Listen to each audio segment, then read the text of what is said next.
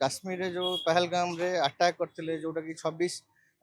हिंदुत्ववादी लोकों को माने सेमानकर ना पचारि कि जो हमरो सन्त्रासवादी माने आतंकवादी माने जो हमरो माने मारी थिले तापरे हमरो माने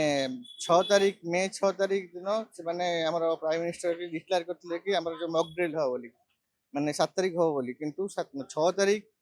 माने राति 1:05 रु तार 1:30 जाए ऑपरेशन से माने ऑपरेशन सिंदूर जोटा कि हमरो से माने जो हमरो माँ मानकर सिंदूर पोछि देले से मानकर से ऑपरेशन सिंदूर हिसाब रे हमरो सेटा जो 13 डेज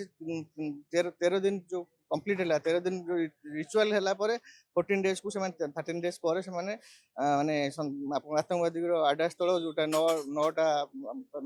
पाकिस्तान जो पीओके और पाकिस्तान जो 9टा एरिया को माने हमरो इंडियन आर्मी एयरफोर्स माने मिलित भाव माने अटैक कले जोटा कि हमरो दुई महिला से माने इन्वॉल्वमेंट थिले पूरा जोटा कि जो महिला हमरो माँ मानकर सिंदूर ये करथिले लिभेइथिले से महिला माने ही लीडिंग नेथिले आ 9टी